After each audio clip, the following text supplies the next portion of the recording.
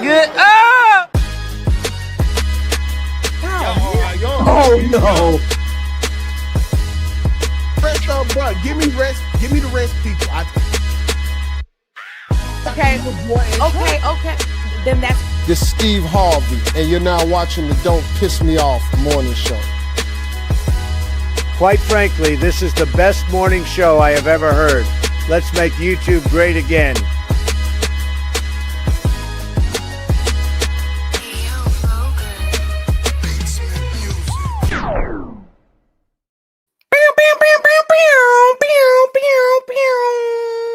What's up, y'all?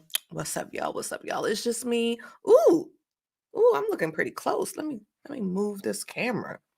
A little too close in. What's going on, y'all? Look, I am here today, and we're doing a different view because it's just me. Maybe Black will drop by. I don't know. Maybe 2K will pull up in the chat. We shall see. I think 2K is actually streaming on Kick. I'm not 100%. But nevertheless, this is something. I'm doing something new. The guys gave me permission.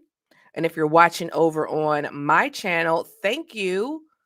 We will do a redirect later in the show, once some people come in. But come on in. I hope everybody is doing well on this Monday. This Monday afternoon. So, you guys know, during the day, I don't go down the rabbit hole. I don't talk my conspiracy stuff.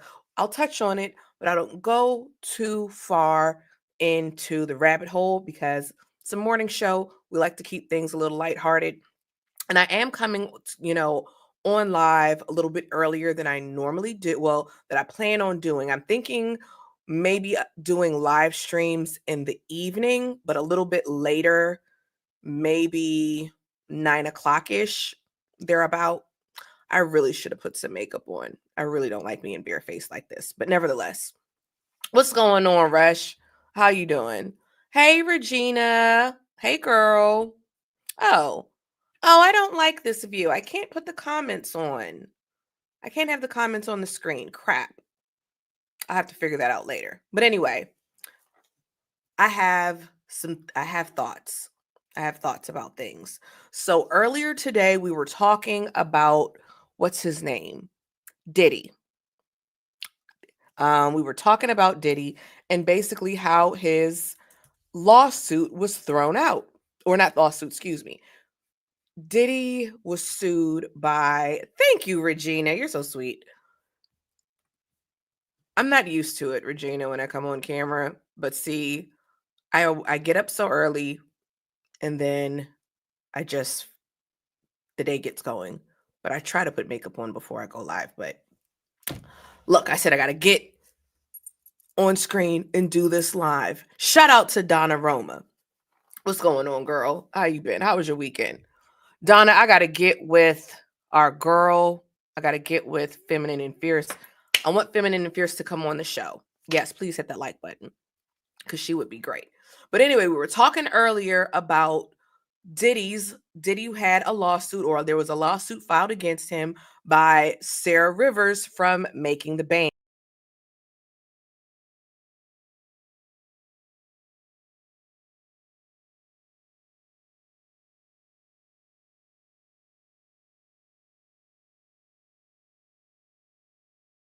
My bad, y'all. My bad. Hee hee. My bad. Yeah, but anyways, she had a lawsuit against Diddy and some things were thrown out regarding that lawsuit.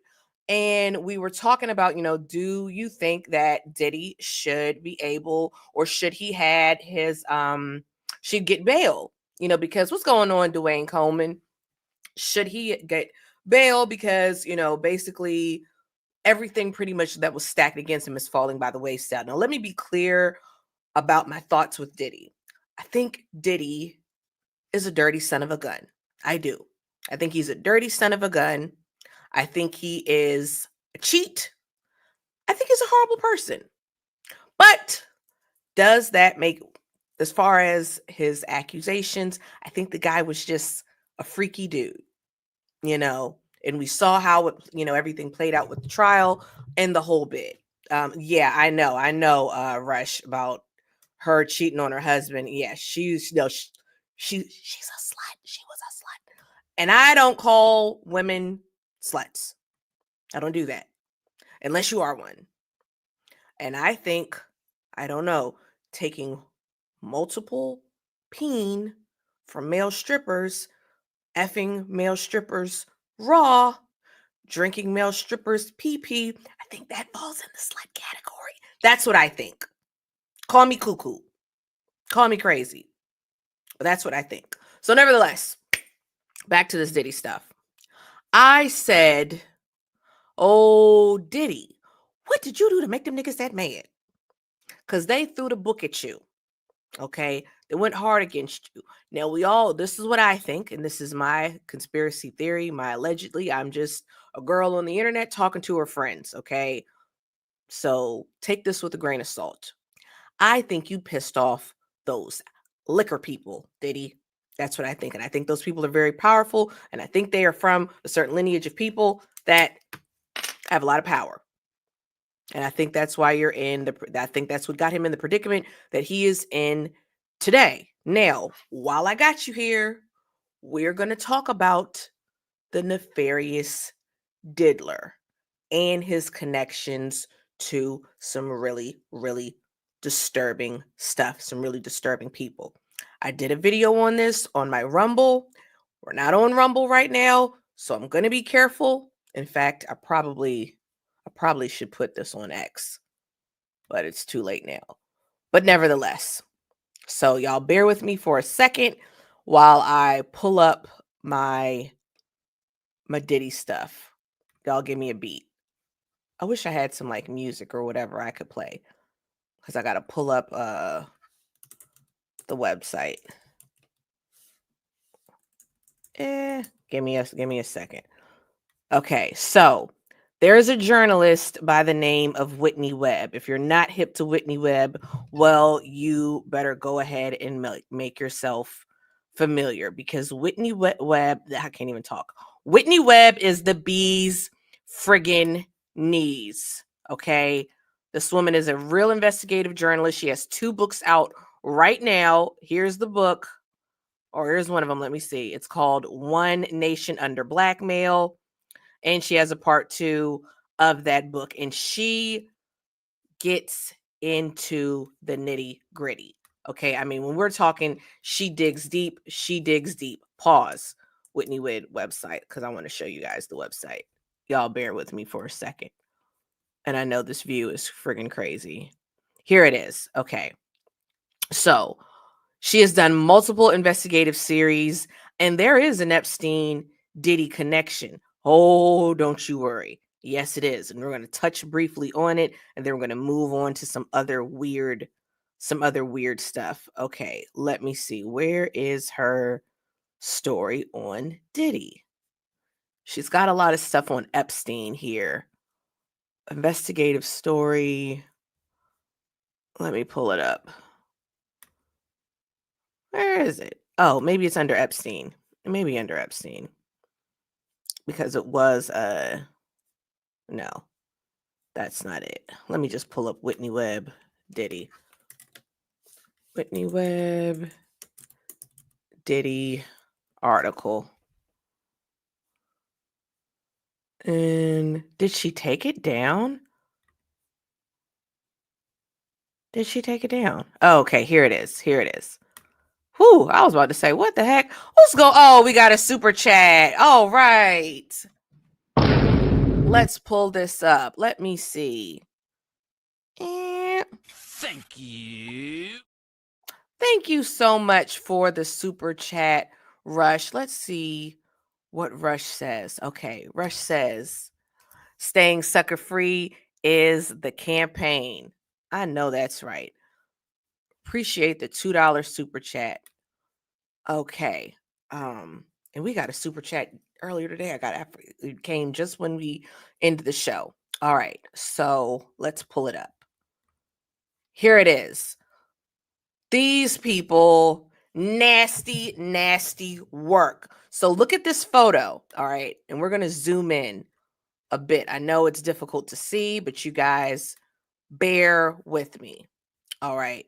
Dwayne says your cousin went to school with Diddy, and she told me that he still throw a lot of that he still throw a lot of parties in. Oh, that he threw a lot of parties in college. I actually went to Howard University too, and that man always threw parties. When I was at Howard, for Howard homecoming.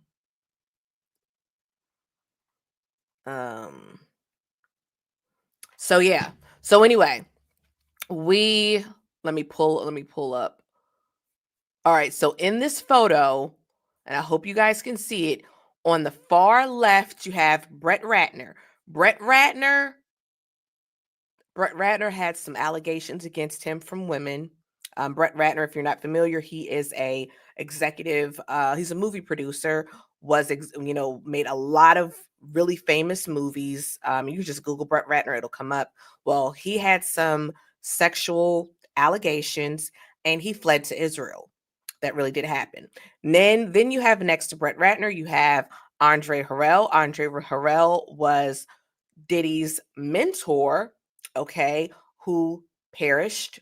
And then you have on the far right, Russell Simmons. Russell Simmons had quite a few grape allegations against him, so many that he fled to Bali. Okay. And I saw a documentary on that. Crazy weird. Okay, so that's what we got going here on for here, folks. Weird, crazy stuff. Okay, so let me pull this up really quick, and we're gonna briefly go through the weird Diddy stuff. And this is the article.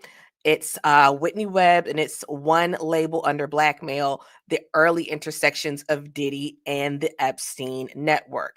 In part one of this series, on the overlap between the worlds of Sean Diddy Combs and Epstein, we examine Combs' early years. So off rip, Diddy had a weird upbringing. Okay, his father, let me stop sharing. His father was, what's happening? Did I get booted off? Dang, what happened?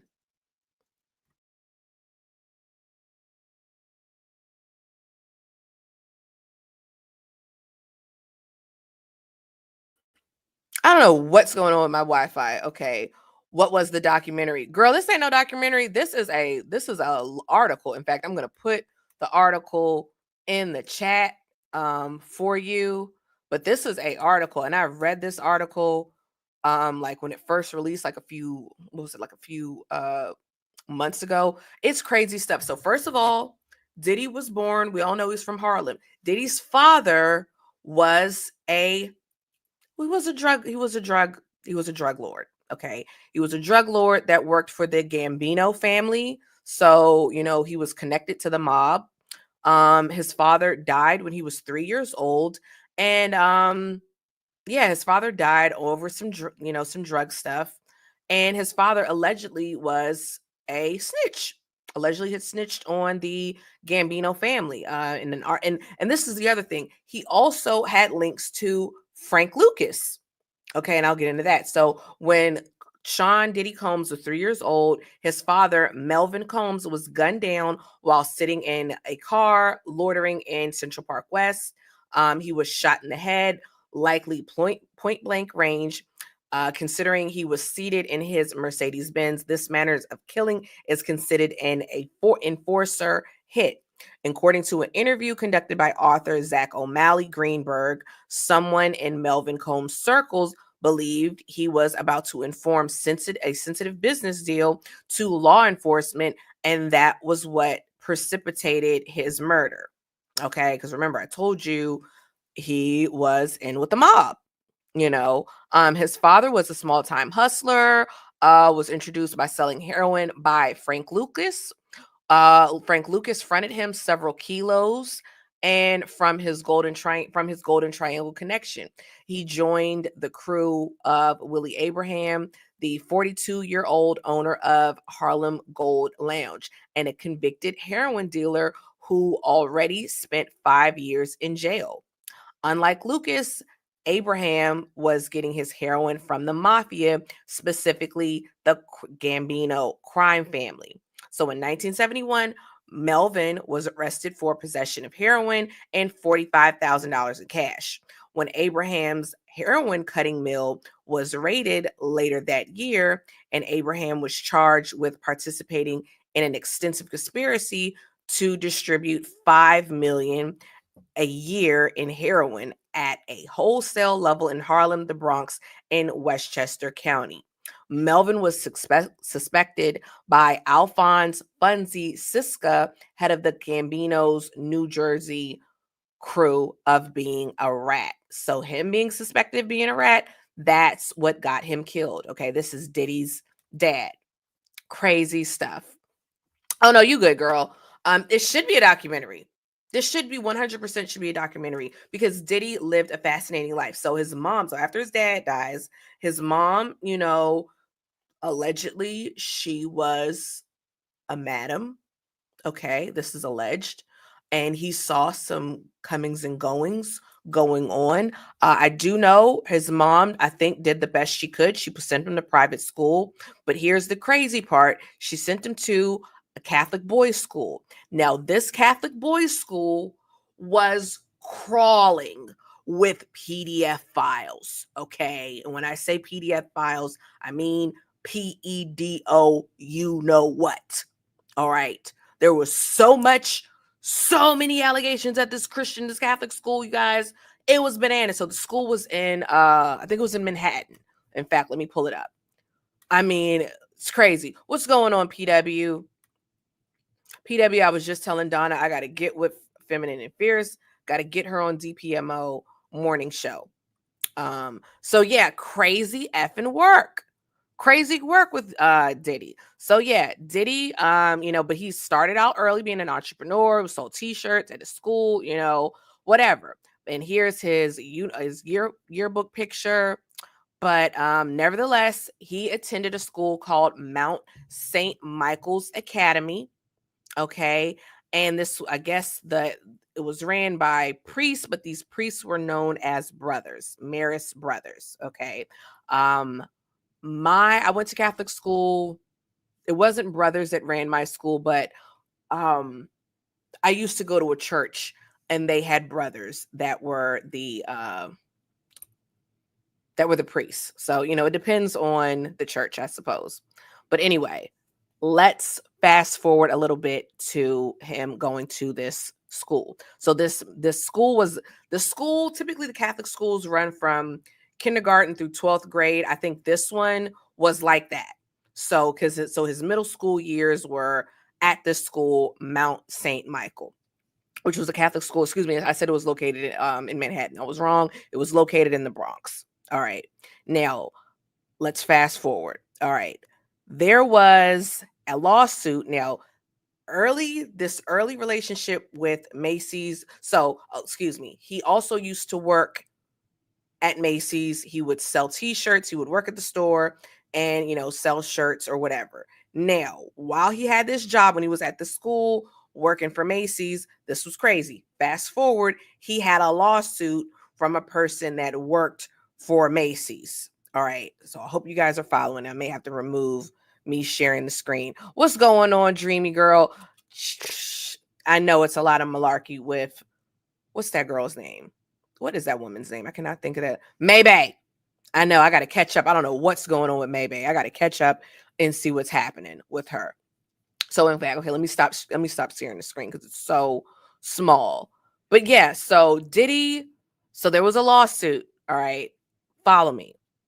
The Macy's that Diddy used to work in when he was in middle school, by this time he was in high school, he had his clothing line was in this Macy's. He had a merchandising deal with Macy's.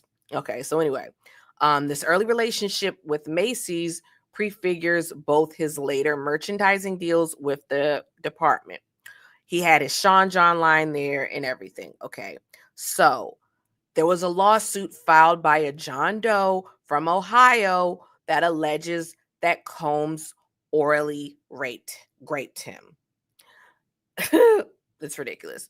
in the stockroom of the flagship Macy's in New York in 2008. Okay, the accuser alleges that Macy's even endeavored to cover up the crime in order to preserve their lucrative business relationship with Diddy.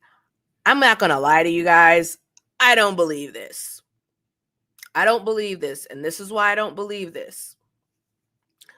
This was a grown man that alleged that Diddy orally raped him.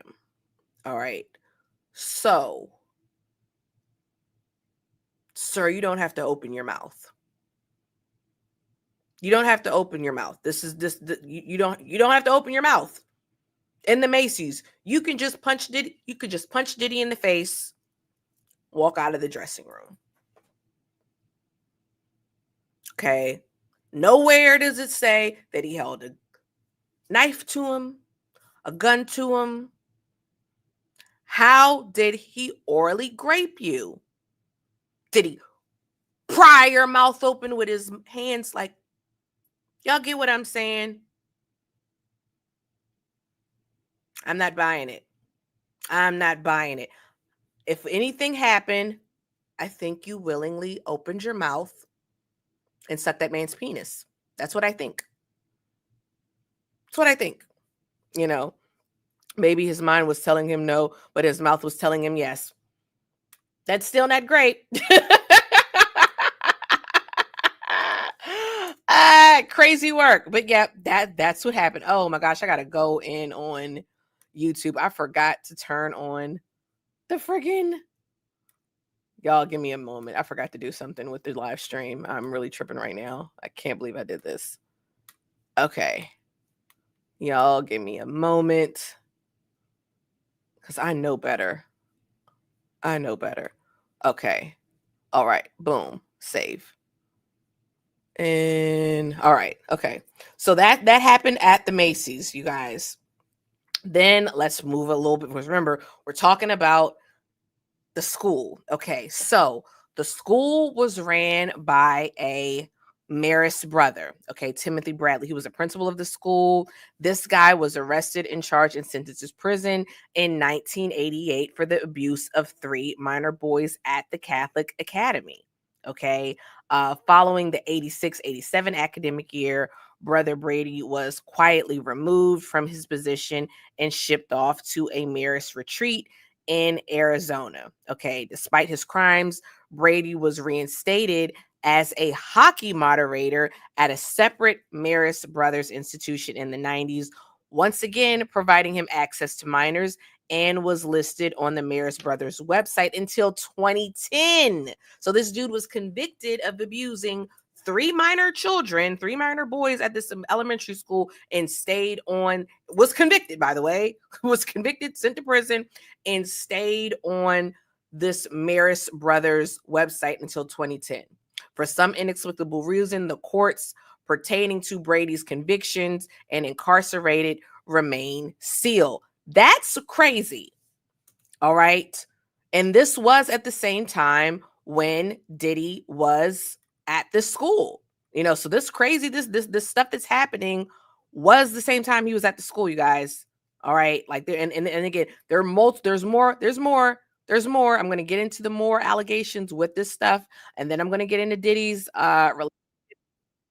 relationships with his mentors and their nefarious upbringings, and then I'm going to get into the Epstein connection. Just give me one moment because I have to turn on the monetization on my other channel, and then I'm going to do a redirect to DPMO. Okay. Y'all give me one. Wait, what is happening? Submit. All right, cool. All right, I'm good to go. So it's crazy. All right. So back to this stuff.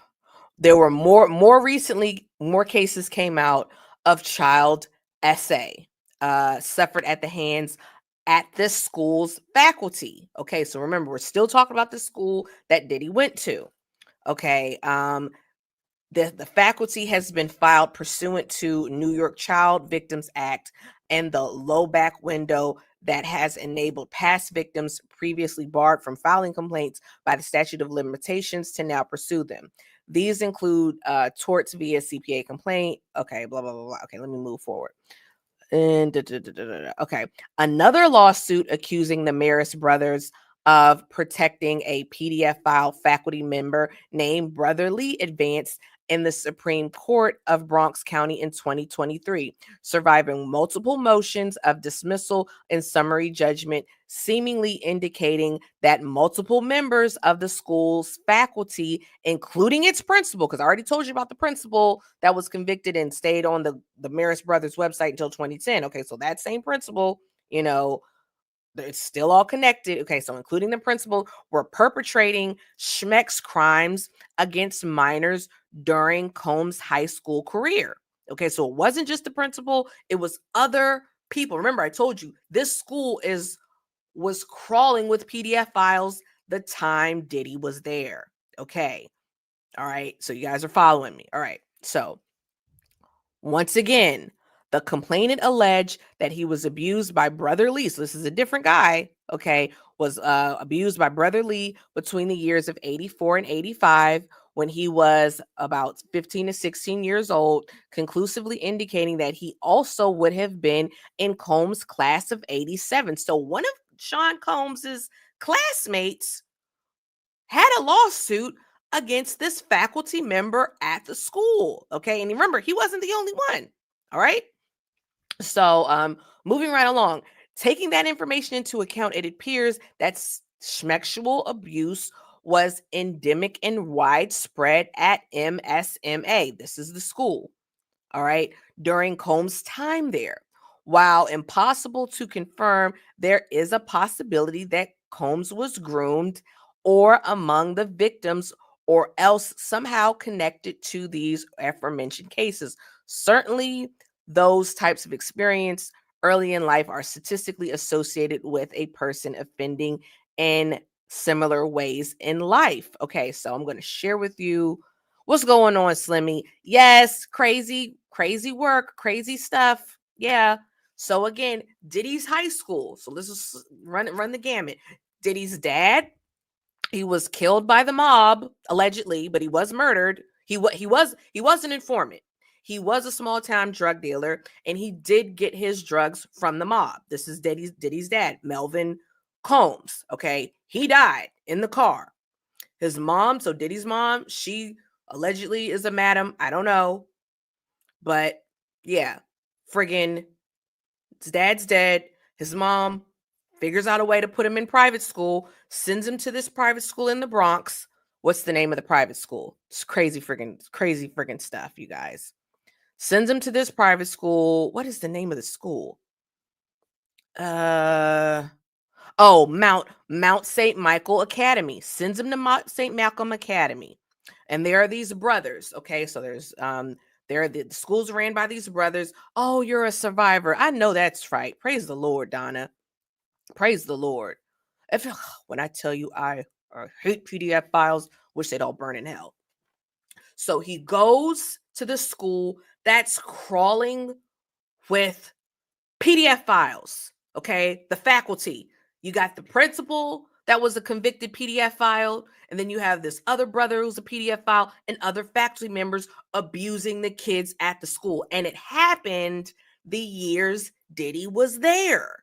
Okay, now we're not saying Diddy was abused. We don't know he was abused, but he was there at the time this stuff was going on, and one of his own classmates were in his class. And remember, Diddy's father's not around. Okay, so I'm not saying anything happened to him at school, but I know PDF files, they like to target people or children that don't have fathers around. And I'm not saying if you have a dad, nothing will happen to you. I'm not saying that, but I just know they like kids that don't have a dad. They will. I could see them preying on those children because there's not a man that'll end your life. More than likely, uncle may do it, but you get what I'm saying. So this is what's going on in at his school, you guys. Okay, so he's in a school with, that's just crawling with these PDF files. And let me show you a picture of these friggin' sickos. Okay, share screen. All right, am I sharing the screen? So I know. Let me try to zoom a little bit more so you guys can see. All right. Okay. So, brother Thomas Brady. So, top left with the white shirt on with the tie. That's the PDF file. All right. So this is from the 1987 yearbook, and these are the other faculty members. And then you have Thomas Lee, who's the one that has that little white thing in the middle. Here's a PDF file. I mean, crawling with these PDF files.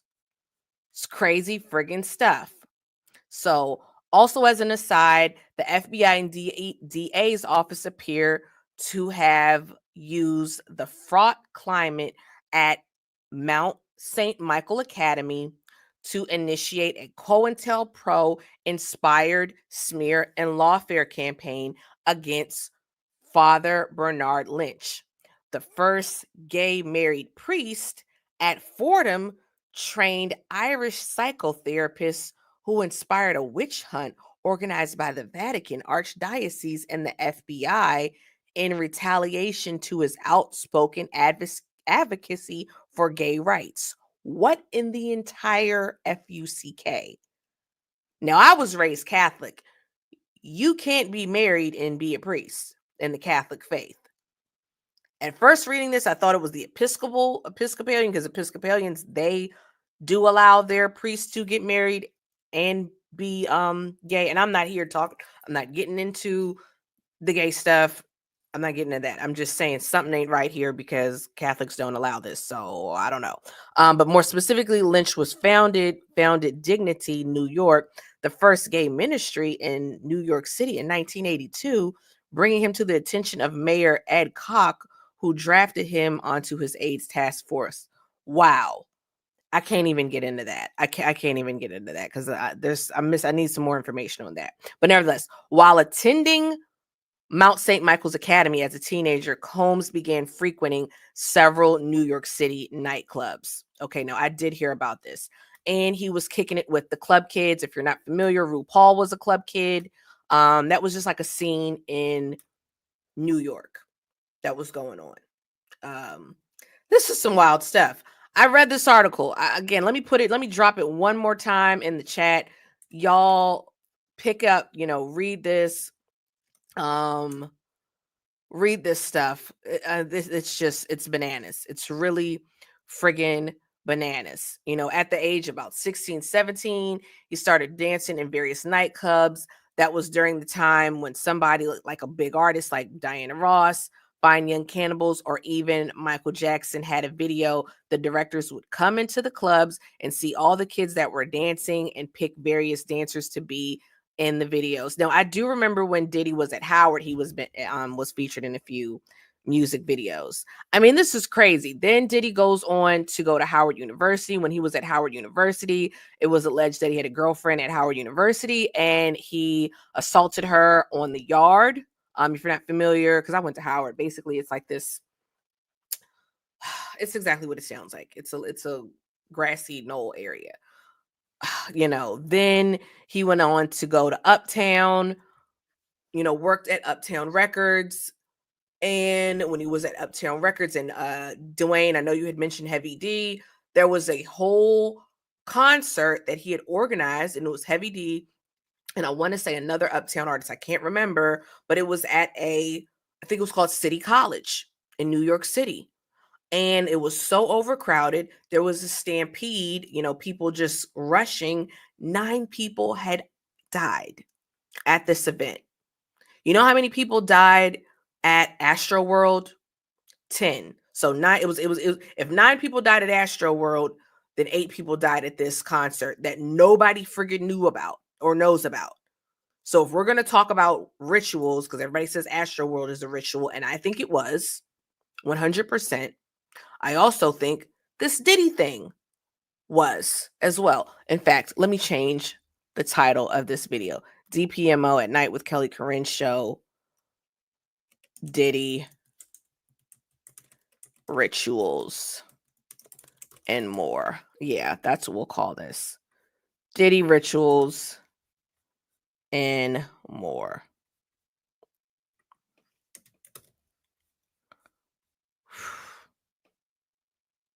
There we go. There we go. You know, so what year did I go to college? Oh, it was a long time ago. I'm not going to say, but it was 2000 and I don't know what's the time frame I want to give you. It's the early 2000s, not super early. I guess it would be the mid. I know. I guess it would be considered the mid 2000s. I guess it would be the mid 2000s. Yeah, the mid 2000s. It's a long time ago. I'm old, but nevertheless, I mean, the diddler was into some nefarious things. Remember when Diddy snitched on TLC? You know, I don't know if you guys remember that, but he snitched on TLC. Let me see if I could pull that up. Diddy snitched on TLC. I mean, he was into some crazy, crazy stuff. Supposedly, he had sacrificed a bird in the park. I mean, just like, let me see. Diddy? Oh, here it is. Here it is. Here it is. Cause y'all, I keep my receipts, cause I don't be lying to y'all. Let me share the screen. Okay, here it is. You know, you're going to hear about this, but we talked about it before. Why did TLC hold Arista hostage? The record Company, Clive Davis, we held them hostage like guns, the whole shebang. Yeah, it was like that. Because, wait a minute. I want to make sure we understand. Yes. Guns? Yes, guns. With bullets? With bullets. Come on, give me the story, I'm going to tell baby. you because TLC had generated on Crazy Sexy Cool $75 million, and they gave us $50,000 a piece. So I was like, what the hell? So, of course, Lisa was the ringleader. Like, we need to go get our money. I need to know where my MF and money's at. So, you know, she was. So we went up there and held everybody hostage, and Puffy was the one that snitched us out. Yo, B, your girl's up here mad bugging, yo. Yeah, because we kicked him out of the meeting. Well, wait a minute. Puffy, mind your damn business. Okay, go ahead, son. You know, we was like really working hard for this money, and we wanted to know who the hell had our check. Who had it? Give me the names, because I'm going to talk to them right now. Hey, Clive, LA, all of you. Give them their money. You know, you're going to hear about this, but we talked about it before. Why did... There you have it. You snitched on TLC. You snitched on TLC. I'm with you, Donna. I like TLC. And remember, TLC went diamond, okay? Sold millions upon millions of records, was the #1 girl group at the time. Got $50,000 a piece. I mean, they robbed them. So again, they was going to hold the record label hostage. And Diddy snitched on them, dropped the dime. So Diddy, early on, what this says to me, early on, Diddy, you're looking out for these big these music execs, you know, that are of a particular lineage. I'm not going to get into that. Donna says LaFace Records back in the day was DIR. Oh, heck yeah. Yep. They all were. Screw Tony Braxton. Yes. And I know, yeah, L.A. Reid. Yep, absolutely. Dirty effing scoundrels. So that's why I say whatever happened with him, I said, I don't really care either way, but I don't think he was guilty of what they were accused him of, but I didn't care what would happen to him either way. I'm not going to lie to you. You know, I got it's other people I'm going to have sympathy for before it's the friggin' diddler. You know, oh, let's talk about Left Eye. That was a sacrifice. How did nobody else die in that car accident? Nobody else was paralyzed from that car accident. And I'm gonna tell you who else was a sacrifice too, Donna. Angie Stone. Angie friggin' Stone. Let me show you guys this. Let me show you guys, cause y'all think I'm not lying about stuff. I'm gonna show you something really quick, cause I don't like how they did Angie Stone. And we should, you know what? That's for another day too. They signed a bad deal. Absolutely, they did. A lot of artists did during that time. But Diddy, like old girl said, mind your effing business, Diddy. You're looking out for those music executives. Not looking out for your black, brothers, your not your black sisters. Looked out for those other executives. Oh, he talking about Gene Deal, Donna. He said he's talking about Gene Deal. I like Gene Deal. Gene Deal, his story had been consistent. The worst one of them was Sam Cooke, if you know the history. Oh, I know the history, 6-foot Aquarius. I know that was a ritual. That they absolutely, in fact, you know what? I got a little bit of time. Let's pull that up. We're going to talk about Sam Cooke because we're just chilling today. Yeah, I'm familiar with Sam Cooke. That was they killed him. That was so friggin' sus. That hotel, like he was gonna friggin' grape some woman. That was friggin' Sam Cooke. Okay, the hottest Sam Cooke was probably equivalent of Usher. In the 2000s. I'm not saying celebrities don't grape and do horrible stuff. Once you dig into that Sam Cooke story, it's very suspicious. Don't see people. Why can I not airdrop this photo? What the heck is going on? Because I want to show y'all something. Y'all give me a moment. What is happening? Medium. Okay. Y'all give me a second. Here it is. Okay, here it is, y'all. Berry Gordy was first. Now, I don't know too much about Berry Gordy. I mean, I know a bit, but I'm not going to say a sacrifice. That's me. That's me when I was like in the 8th grade and I met Angie Stone and she was as sweet as she can be. So friggin' nice. So friggin' nice. I also got her autograph. It's like she was as happy to see me as I was as happy to see her. Look, I'm getting choked up just thinking about it. But they friggin', because Angie Stone was speaking out on stuff. Okay. That's why I know. I mean, y'all don't have to agree with me. Y'all could think I'm a crazy conspiracy theorist, and that's perfectly fine. But I'm not the only one that thinks that. Because if you put on, Angie Stone, yeah, R.I.P. Angie Stone. Absolutely. And I'm telling you guys, because I met a lot of celebrities that day. Oh, you still here? Look, they say you got to do a Kendrick Cam as a ritual. That's funny.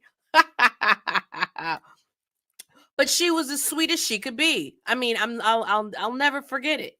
So nice. And I'm gonna tell you who else that was super nice that I had met that day. Eve. Eve was really nice too. It was a concert and I had front row seats.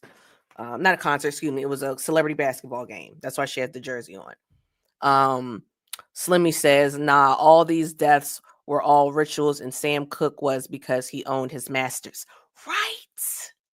Right. Let's pull that up. Sam Cooke. Let's see what they got to say if it comes up on X. Sam Cooke ritual. If it comes up. No. Sam Cooke death. For the folks that don't know that are watching.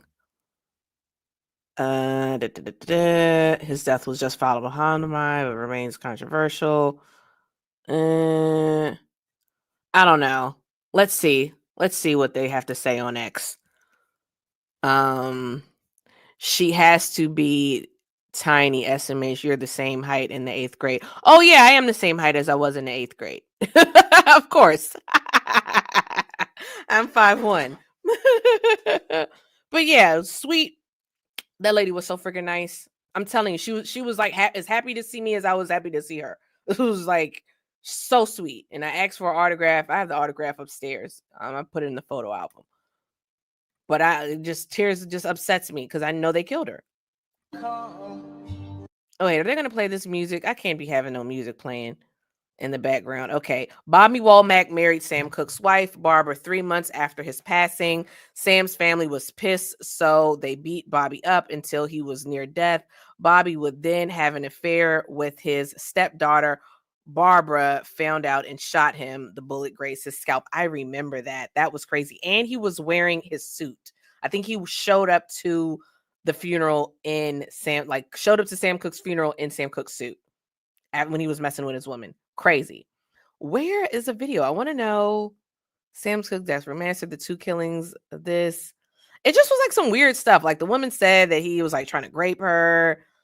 Like, yeah, here it is. Okay, here's more to it. Sam Cooke fought for ownership of his master's in publishing, spoke on civil rights, and died under suspicious circumstances while battling for independence. When Sam Cooke spoke up about Black ownership and artists controlling their masters in publishing, people in the industry and media circles labeled him as too ambitious and arrogant for wanting independence. Some said he was getting out of his lane for demanding fair treatment and financial control in a white-dominated industry. He faced pushback for supporting the civil rights movement and aligning his business moves with Black empowerment. In December 1964, Sam Cooke was killed under suspicious circumstances at a Los Angeles motel. Official reports said he was shot by the motel manager in self-defense, but many have questioned the story due to inconsistencies and the timing, as Sam was on the verge of taking more control of his music and wealth while empowering other Black artists to do the same. His death remains controversial, with many believing his fight for ownership and civil rights made him a target. Well, I'm really gonna drop a truth bomb on you. Something that I just found out about. And let me know, can I come up, Kelly? Yes, you may. Let me drop the link in the chat. 6 Foot Aquarius, because you probably know more about this stuff than me. Okay. I'm putting the link in the chat. So this is what I found out. So everybody talks about Martin Luther King. They talk about, he had all these women. Supposedly he watched some women get raped and all this. And I'm not going to lie to you. I believed it. I believed a lot of the stuff they said. I said, it's a complicated man, probably slept with a bunch of women, whatever. But there was all some really disturbing, disgusting things that were in these COINTELPRO documents. I mean, really disturbing stuff, guys, pertaining to Martin Luther King Jr.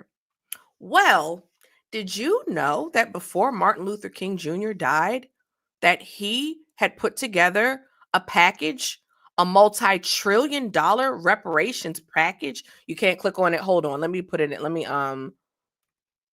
try it. Let me put it in the chat, the manual way. And give me one moment. Okay. All right, there it is. So he put together a multi-trillion-dollar reparation package and was going to organize a nationwide protest for Black Americans. For Black Americans, we're going to nationwide protest to get reparations. Now, whether you agree with reparations or not, it's irrelevant to the story. But I found that very, very interesting. The man that did, I don't know. I really don't know. I think you're going to have to copy it and put it in your browser. Copy the link and put it in your browser. Wait, this on 2 channels. I'm on my channel and I'm on the DPMO. You know what? Let me end my live and do the DPMO. Let me reroute to... Who's calling me? What is going on? I get so many calls. Okay. Y'all give me a second. I gotta shut down my live, and I'm gonna do a redirect on my channel. Because I can't have 2 channels going on. I can't handle it. Switch account. Okay. But yeah, nevertheless, he had he would put together a $1 trillion reparations package. Now, here's the thing. Think about it. Doesn't that make sense? Does that not make sense that would be the reason why they unalive him, or one of the main reasons why they unalive him? Because think about it. At the time, that's when Black people, they were getting the civil rights. Civil rights was going on. You actually had people that were not too far removed from slavery. Okay, because in 1964, slavery ended in 1865. So in 1965, it was 100 years after. So we're not talking. I mean, there were actual people that had grandparents, parents that were slaves, and grandparents, because there was a man that recently died in, was it 2017, or 2017, whose parent was a slave. I lie to you not, and you can Google that. So in 1965, there definitely were people that were not too far removed from slavery. It was only 100 years, So hold on, y'all. Give me one moment. I have to redirect. I got to do this friggin' So if there ever was a time where they were going to do reparations, oh crap. Hold on, y'all. It makes sense that it would have been in the 60s, Okay, let me see. Customization, subscribers. Okay, redirect. Y'all give me a second because I have to sort this out. Wait, am I doing this the correct way? Yes, I am. Yes, I am. Contact channel. Y'all give me 1 second because I got to do this right because I'll mess it up. All right.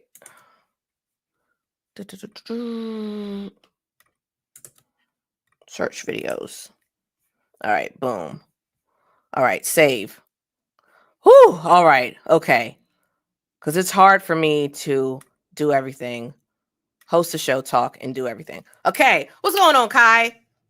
What's going on? You're going to your iPad. Thank you. 6 foot Aquarius. Okay, now I'm going to remove from YouTube, and you guys are going to be redirected to DPMO because I had to do this anyway. Okay. Woo, child. All right. Okay, back to my crazy conspiracy theories. So, again, Sam Cooke unalive, speaking out, civil rights, the whole bit, wanted his own masters, the whole thing, which in the 60s, these record labels were owned and managed by other people of a certain lineage. Okay, all right, it worked. Okay, so I'm going to bring up 6'8" Aquarius. What's going on? How you doing? I'm doing well. How are you? Hey, I'm doing good.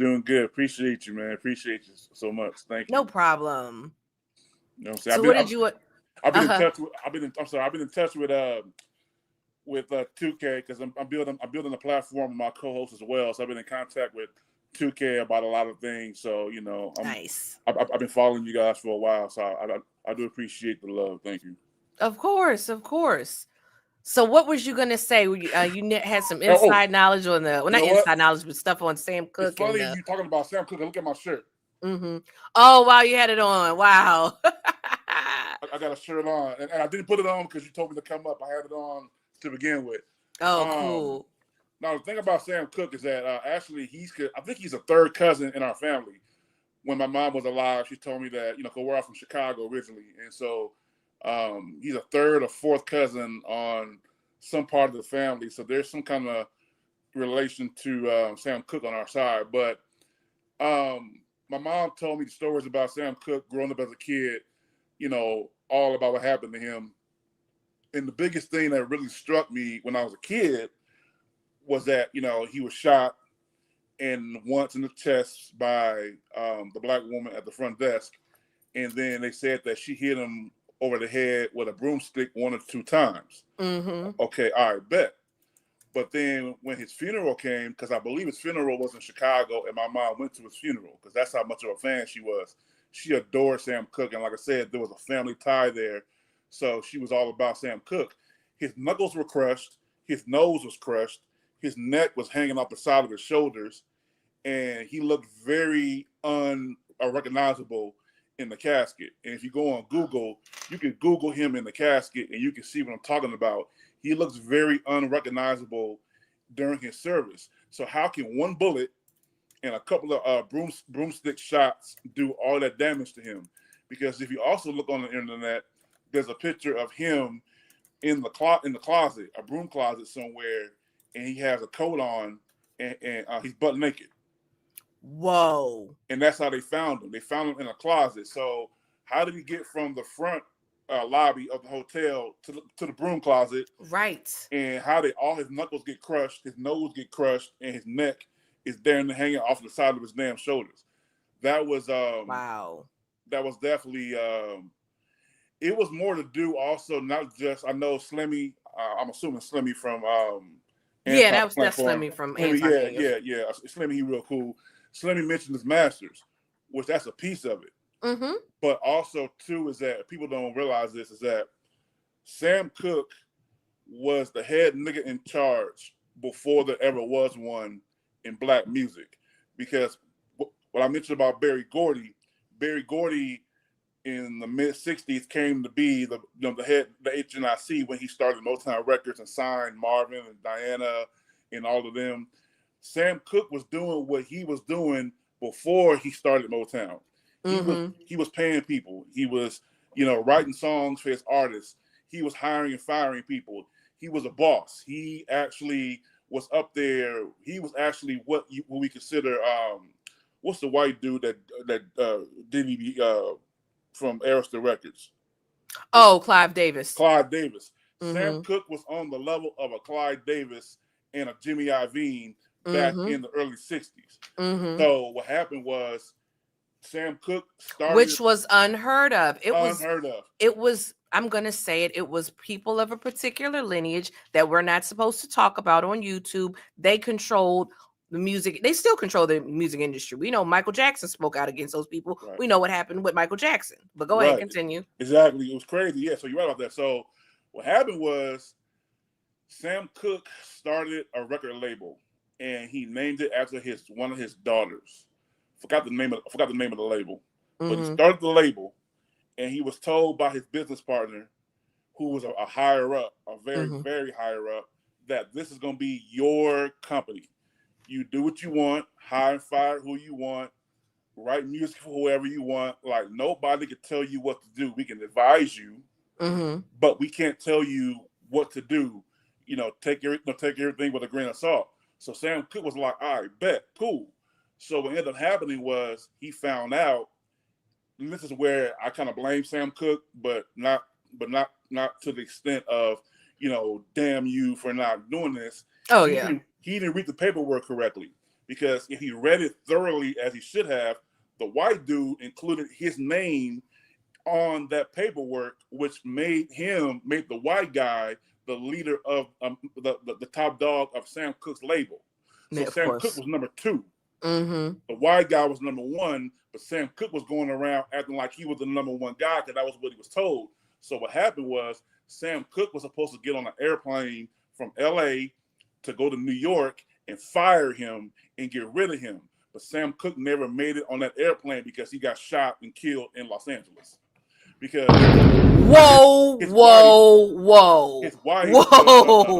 his wife was Sam Cooke was cheating too, but his wife was doing things with other people, and Sam Cooke had a son who died, I want to say a year before he did. He drowned in their pool at their home.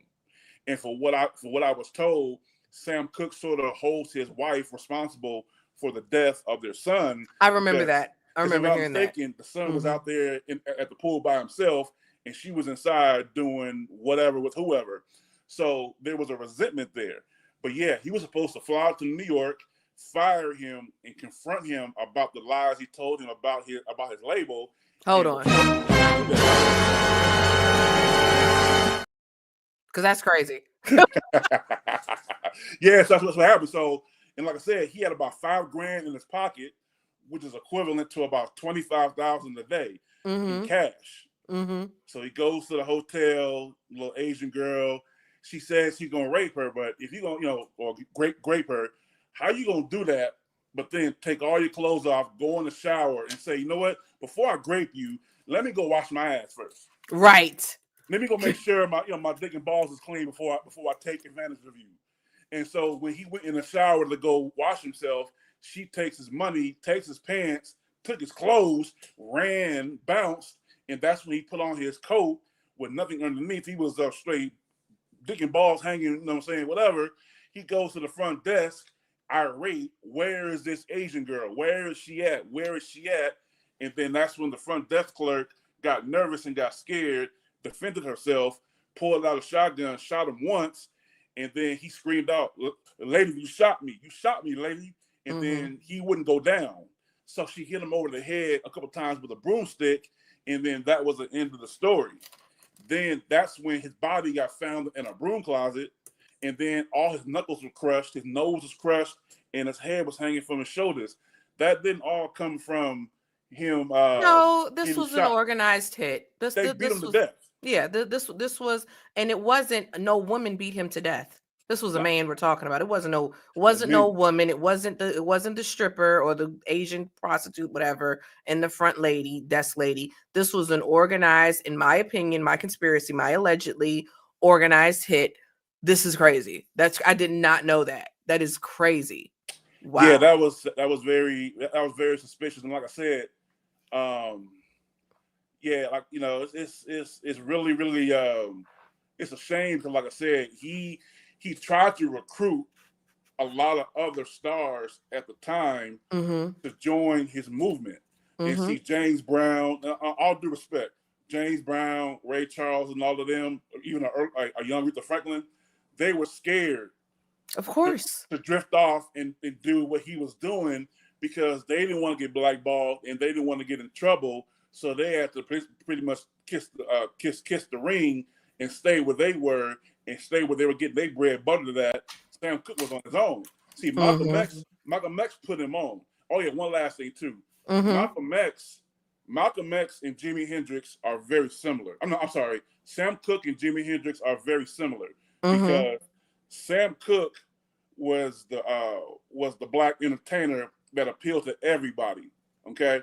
And Malcolm X, if you saw the movie One Night in Miami, they had that conversation, and he was basically telling them, bro, like, you are the most powerful black man in music right now, and you got Bob Dylan out here making struggle music, talking about the struggle, and he's white, and you've been through more than he has, and you're black.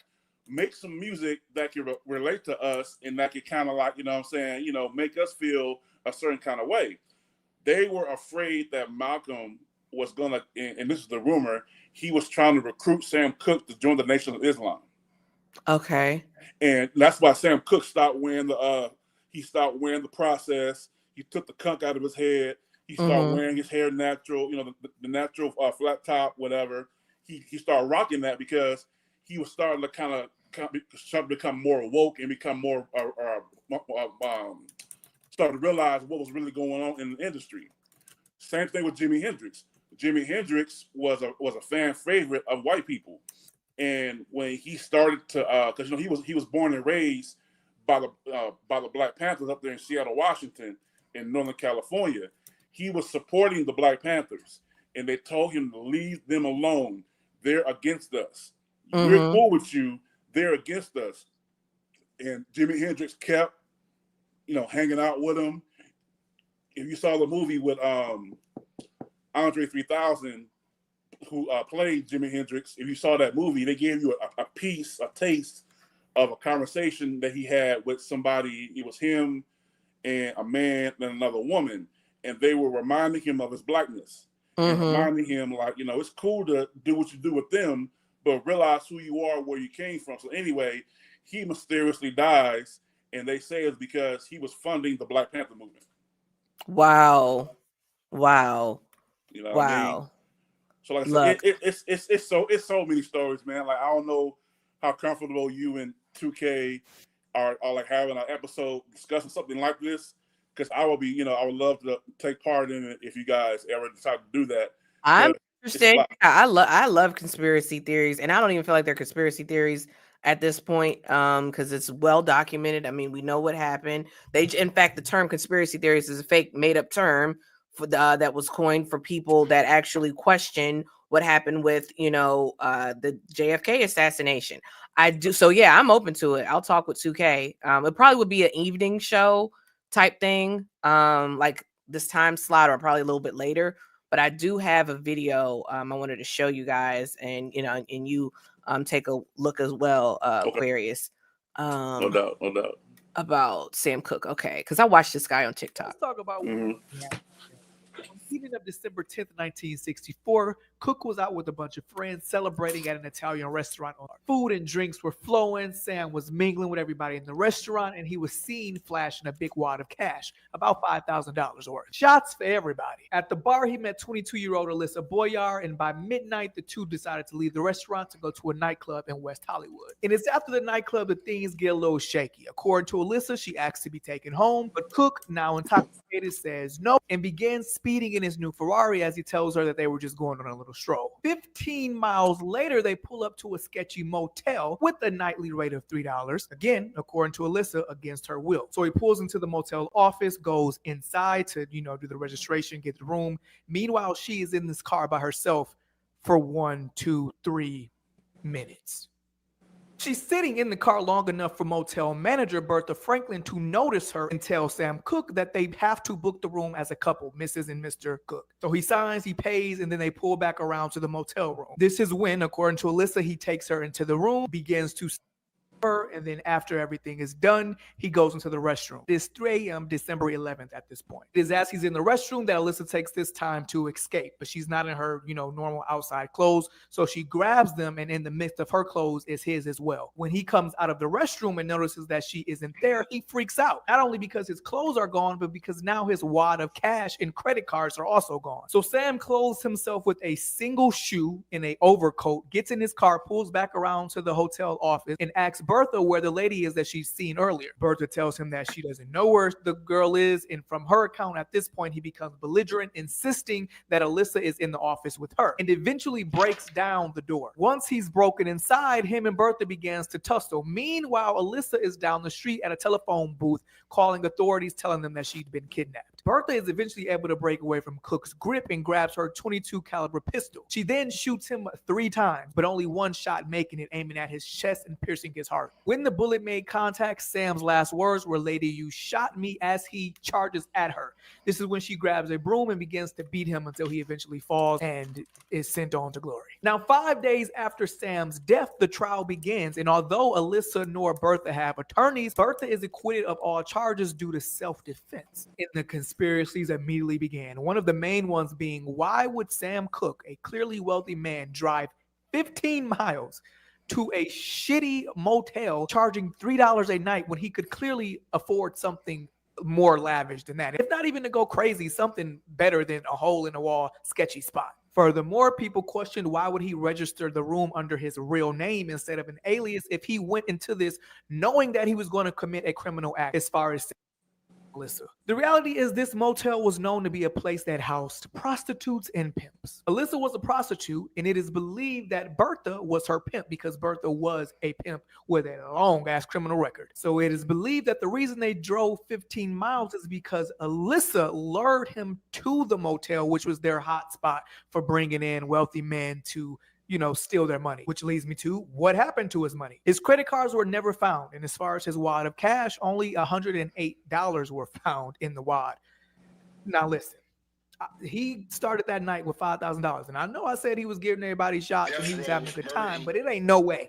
It ain't no way he's gonna spend $4,800. Bertha said that she and Sam were tussling, which is what led to her getting the gun. But there were no indications on her body of any physical aggression. Etta James didn't believe that Bertha, being the age that she was able to beat a full-grown man the way that he was beaten. If you look at pictures from him at the hotel or him in his casket, his fingers, arm, and head was so deformed from being beaten. Wow. That's conspiracy. You said it. You said it. Yes, ma'am. He was actually beaten and unalive somewhere else, and then they brought him to the motel, which this one is harder to substantiate because there were no blood trails. There would have been some type of blood trails. But according to his brother, there was blood in his Ferrari. But if not Alyssa and her pimp, Bertha, who was out for this 33-year-old man. Cooke was an outspoken civil rights activist. And if you know anything about that time, people who were too deep into the civil rights movement were getting off to left and right. So it is believed that the FBI had a hit out for him. Also worth noting, the gun that unalived Sam Cooke was a .22 caliber, although the gun that is registered under Bertha's name is a .32 caliber. There's conspiracies that Sam's best friend Bobby has something to do with this. But the person who benefited the most from Sam Cooke's death was Alan Klein. Klein managed There you go. publishing company and his record label. He created a corporation for Sam and negotiated some good. Alan Klein. There you Okay, go. just pay attention to that. Okay, y'all get where I'm going. Okay, and I'm not. I love all people. I like all people, but there's a certain lineage of people that run the industry that have been linked to Black American deaths. That's just the facts here. That's just the facts. Okay, I'm gonna keep playing it. Wow, you said it. You on your stuff, Aquarius. Contracts with Sam's record label RCA, even helping him get some old royalties, which is what made Sam very comfortable with him. But what he did not know is that Alan owned the company that was for him, and he was doing some behind the scenes deals. Shortly after Cooke's death, Klein allegedly purchased all of the family stocks in the company, and from that moment on, he controlled Sam's publishing. So to this day, if you ever want to license any of Sam's music, you're going through his company. And Klein wasn't new to this. He was known for doing artists like the Beatles and the Rolling Stones dirty, which is what Sam caught on to. And it said that he was getting ready to fire Klein. Well, you know how this works in the music industry. Whenever there is publishing on the table, things get real shady. So yeah, so many conspiracies on this death. And you know what the crazy part is? We may never know because this case was investigated so sloppy. A close friend of Sam, Muhammad Ali, said if this was Frank Sinatra or the Beatles, the FBI would have been investigating this thoroughly and the woman would have been locked up. So what do you think? Did the pimps plan to Look. We know what it is, and I just feel like this is terrible that this man didn't get any type of justice. This is clearly, the tentacles with, because it's not all people, certain very powerful globalists run deep. Like, wow. I'm so glad I did this live because I did not know this. Look, this is crazy. This is like crazy. I said, Sam Cooke to me is like one of the I won't say the oldest conspiracy theory. Like he's probably the first mainstream conspiracy death that we could kind of like, you know what I'm saying, go back to because what's the woman who died in the car accident in the 1930s? Queen Latifah played her in a movie. Oh, Bessie Smith, yeah. Mm-hmm. I was trying to like look at her death and see how things went. I couldn't find a conspiracy theory behind her death. She was killed in she was hit by a truck on the road, and it took them forever to get her to a hospital, and she ended up passing away. But I couldn't correlate a conspiracy theory behind her death. And then Billie Holiday. The government and those, certain people, globalists, they killed Billie Holiday. Yeah, I think Billie might be the first one, even before Sam, because you know what I'm saying. I always tell people Billie Holiday, in my opinion, was the first rapper. And what I mean by that is that we typically associate rap songs being something that the government and society are afraid of. You know, they told NWA, don't perform, fuck the police, else we gonna get you. And they told Billie, don't perform Strange Fruit. Strange Fruit is a song that's off limits. If you do that song, we coming to get you. And she had no fear. She sung that song every chance she got, and they they punished her for it. She was the first hip hop star, like when it came to like just going against the grain. But Sam Cooke, it's pitiful how they did him, and we don't know where music would have been if he would have lived. Because I think Marvin Gaye would have had a spot. I think Teddy Pendergrass would have done what he'd done, and my all-time favorite singer is Donny Hathaway. That's my number one guy all time. I think those guys would have had spots, but Sam Cooke, when he died, he wasn't even really in his prime. He was kind of like he was in the beginning of his prime, kind of like, I'm trying to think of another analogy to compare it. Maybe like Aaliyah. When he passed away, it was kind of like almost the same time frame as Aaliyah. Aaliyah was in the game 7 years when she passed, and that's how long Sam Cooke was in the game when he passed. And Aaliyah had so much more to do. Aaliyah wasn't even. She was another one. She was another one that was sacrificed as well. And before we wrap this up, I want to show you this. So back to what you were saying, you know, with these very powerful people. Yeah. It has been said, and Louis Farrakhan spoke on it all the way back to the 30s. These globalists, because like I said, it's not everybody that's in this lineage, but these globalists, very, very rich people that have this shared lineage, have been robbing and stealing from Black artists forever. Michael Jackson said about it, what they do is they find your weakness. What's your weakness is, they use it against you and then they kill you. They did it with Michael Jackson. Prince. They did it with Prince, exactly, because Prince was speaking out. He had wrote "Slave" on his cheek. We know about, Prince was speaking out against chemtrails. There's a video of him with that.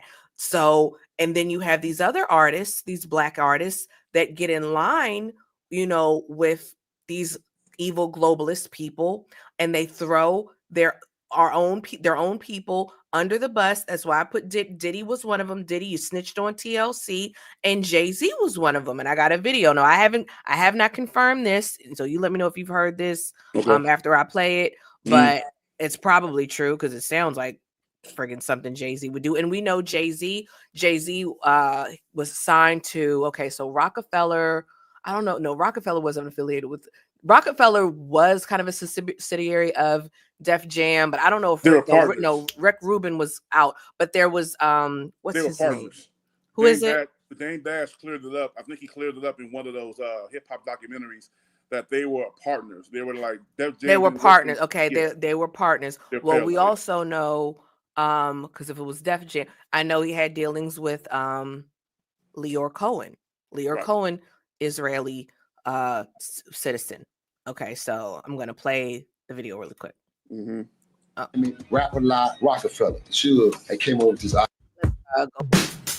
Death Row, Murder Inc., No Limit, Rap a Lot, Rockefeller, Suge, they came over with this idea. We need to cut out the middleman. We need to cut out this Jew. We wanted to create our own Black-owned distribution company. So nobody knew about the Black distribution situation he was setting up for the industry until we had a major hip-hop summit. So why is the music so important? It's no gimmick.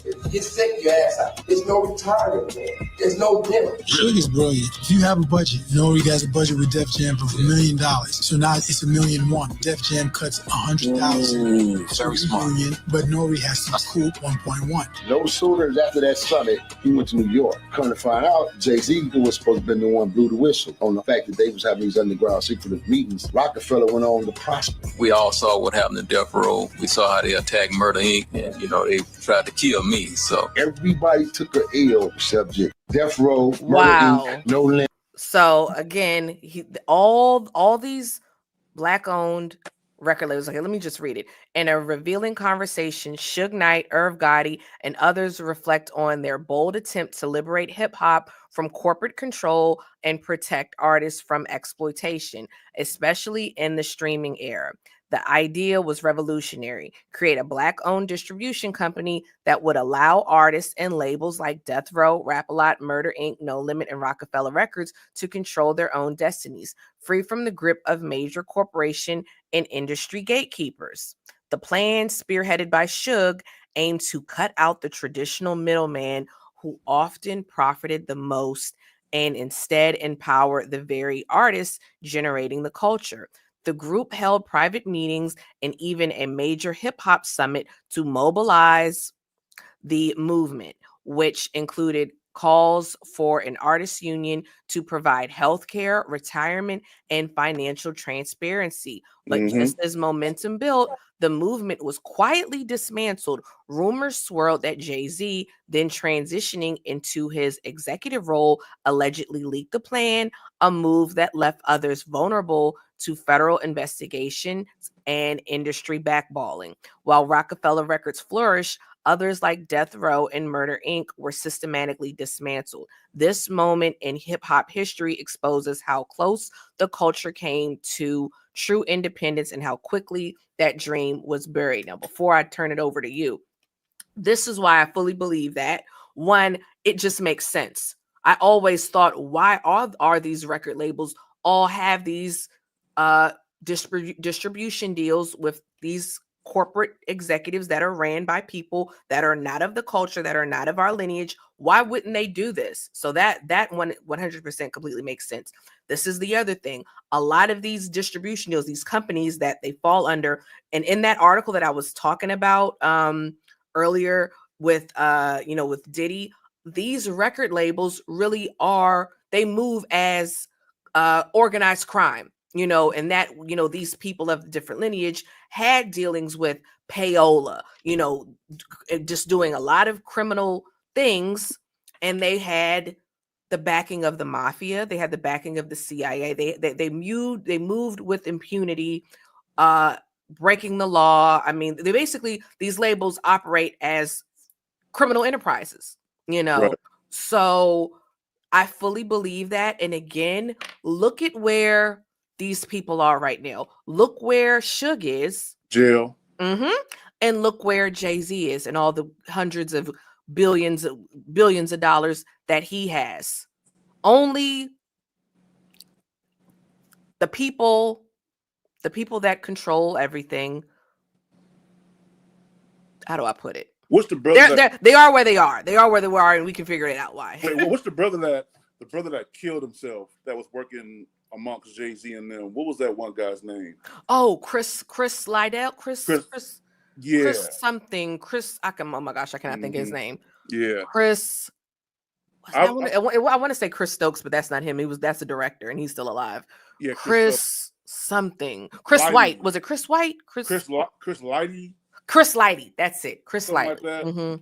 See, I'm from LA, and I got another story for you if you want to hear. Let me know, because I don't want to take too much of your time. But I firmly believe that Suge Knight was not the person that everybody thought he was. I agree with that. He really helped Michelle A. He really helped her.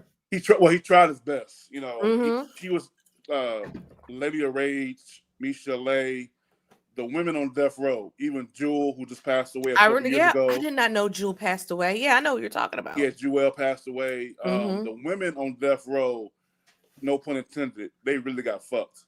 No pun intended. Their careers actually had more potential than some of the men. And it's just that it was that situation. It was that man and woman thing back in the day where, men go first and they put a priority on the men. But I remember that collaboration with Jay Prince, Suge, and Irv Gotti, and I remember that they were trying to collaborate and try to bring the industry together with hip hop, and a lot of people on the outside tried to block that because, like I said, Suge was the kind of person I firmly believe it's three types of bullies, okay, in the world. The first kind of bully is a person that just fucks with everybody. I don't give a fuck who you are, what you're about, if you're a good or bad person. I'm gonna do what I want to do to you because I can. The second type of bully is the person that bullies people who only agree with them. They're like, if you're with me, if you with me, you're for me. If you're not with me, you're against me. And then the third type of bully is the one that bullies other bullies. I think Suge was the bully who bullied other bullies. For sure. I think he really, a lot of other people that were pieces of shit, I think he was the one that smacked them around, made them do things that were apprehensible, and, embarrassed them and, destroyed their manhood. I think he was that kind of bully. I don't think Suge fucked over good people. If you came at him with good intent and you had really good intentions, I honestly feel that things went the right way because he never ever punked Pac. I've never heard any stories about Pac getting punked, slapped, or disrespected by Suge. It was always Snoop. It was always Dre. It was, and a few others. Nate Dogg was another one. I never heard him getting in Nate Dogg's face. The stuff that he did, he had reason. When he messed with Ice, what was it? Vanilla Ice. Well, Vanilla Ice, I kind of understood why he did what he did with Vanilla Ice. Yeah, Ice was an asshole. Andre Harrell. There was a story with him and Andre Harrell. Andre Harrell, you were a dirty son of a gun. So I can see that. That makes sense. I agree with that. I don't believe the stories that Suge was a bad person, and so, like I said, Irv Gotti was another one. Irv Gotti, I think, had a reputation that was stretched out a lot more than what it really was. I honestly think if you got to know some of these men behind closed doors, I think they were solid people as long as you had good intent and you were making them money, I think you were a solid person. I think Irv Gotti kind of went out kind of awkward with the whole Ashanti thing. That was a little awkward, but no one's perfect. And so Jay-Z, I respect his albums. I have a big vinyl collection, and I have about 2 or 3 of Jay-Z's albums. I respect his music, but I don't respect him as a businessman or really as a person. And he undermined his own artists on Rockefeller. Some things with that. Beanie Siegel, what's the 2 brothers that was on the label with him? Neef and Chris. I don't know. The Young Guns. The Young Guns. You know what I'm saying? Even I've been like it's kind of funny to mention Jay-Z, but in the past couple of weeks I've been doing a lot of research on Emil, and I've been doing a lot of research on her and trying to figure out what their situation was, how that kind of came to an end. He fucked Emil over. And so, it's just like I feel like Jay-Z just pretty much cut the throats of everybody around him to get to where he is. And but I can't get mad because it's business. God willing. And he's well, and also with him, he does black magic. He's weird. He's associated with certain witches. Maria Abramovich. I talked about her on my channel. Like it's really crazy stuff. And that's a whole separate video, but we're coming up on an hour 30. I appreciate you, tapping in, pulling up to the show. I'll speak with the guys. We got to talk. We got to do this again. So, absolutely. And I followed you in your Instagram. I saw. I think I followed you back. I'll double check if I didn't. And like I said, reach out to the fellas, see what's up. I appreciate it so much. And, I really thank you for giving the opportunity to come on your platform and speak and drop some information that I feel that I know is true. Yeah. All right. Well, thank you for coming on, and thank you for everybody watching. And check us out tomorrow morning at 11 Central Standard Time, 12 noon Eastern Standard Time on the Don't Piss Me Off morning show. And I already Tel G, before you leave, Tel G, I saw your super chat from earlier today saying that I look like Fatty. So Tel G said I look like Fatty. Do I have it? It's not in here. But this is he made me think of so this is what we're gonna be talking about tomorrow. Do all light-skinned people look alike? Because I've had other people, like I took a picture with my best friend and people were like, is that your sister? And I'm like, no, that's my best friend. And then I had another guy come on the show, and he's a YouTube content creator too, on the morning show, Kamal, the Shadow Band Man, Johnson. Kamal had came on the show. People in the chat are like, Kelly, are you and Kamal brothers? And I'm like, what? No. So I think just maybe you don't look all like light-skinned Fatty, people. Man. No, man. That's what he said. I don't think I do either. You'll look nothing like Fatty, man. Fatty a wild. He's saying because we both got round faces. A lot of people have round faces. I don't know. I don't see it. Hilarious. But yeah, you said Dwayne says you want to ask him a question. What's going on, Dwayne? Before you wrap this up, go ahead, type your question, Dwayne. Let me. Wait, no, he said he wrote it in the chat. Dwayne said he wrote something. Dwayne says why he keep calling Dr. Dre gay, but he slept with his baby. Well, I'll tell you, because Dr. Dre used to be in a group called the World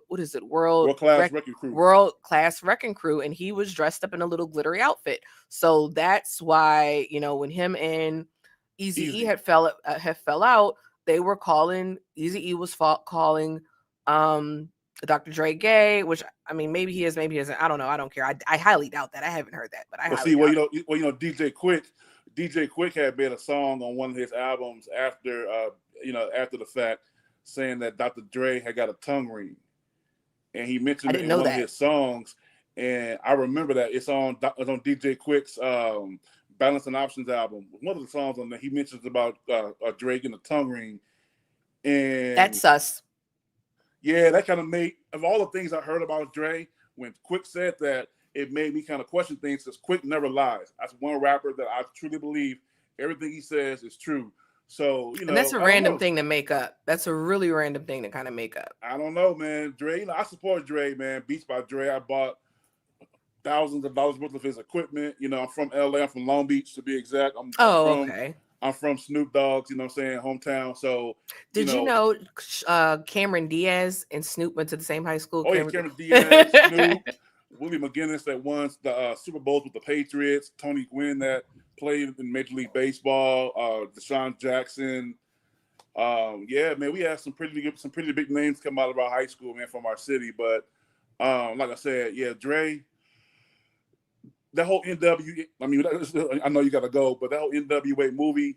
In hindsight, it really pissed me off. I was so excited when it first came out, but when they left out some very important things about what happened during that era, and they made Dre out to be a gangster when he's really not, and Ice Cube, made it a point to make himself look good. That really hurt me how they fucked over Eazy-E, and he's not even here to defend himself. So, like I said, I'll leave it there because I don't want to take too much more of your time. But if you want to discuss this type of stuff, man, I'm all for it because, like I said, I'm a DJ first. I'm a DJ, and then I do the podcasting thing second. So I can talk music all day long. Yeah, I talk music all day long. Cool beans. Well, again, thanks for coming up, and I appreciate y'all for checking in. And I don't know my schedule. I don't know how often I'm gonna do this. Do you have a YouTube channel? I do. Me and real quick. I'm sorry to be rude, but me and my co-host, we're building our podcast through StreamYard, and so the YouTube page. It's called the 8580 podcast because he was born 1985. I was born 1980. And so we do have a page, but nothing gets uploaded yet. So we're working on it. So we're looking to get some content up and running by the first week of September. Okay, I'm going to drop your... my Instagram page is my name, exactly the way it's spelled, 6'8" Aquarius. That's my Instagram page. And I just dropped it in the chat. I'm going to use that to promote the business and promote I'm going to do a DJ page as well, DJ and R&B music. So yeah, like I said, yeah, definitely follow me there. And like I said, I'll inbox you or DM you if I have any questions, comments, or concerns. I'll send that to you in your DM. Okay, sounds good. Y'all go ahead, follow him on Instagram. I put the link in the chat, and we will see you guys tomorrow for the Don't Piss Me Off morning show. So I'm out. Y'all Thank you, Kelly. I appreciate it. Thank you, Kelly. No problem.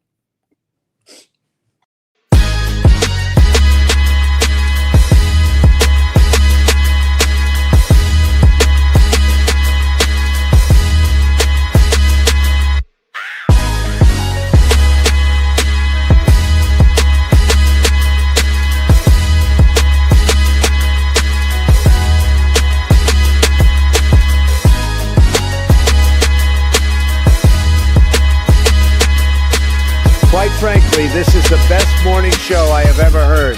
Let's make YouTube great again.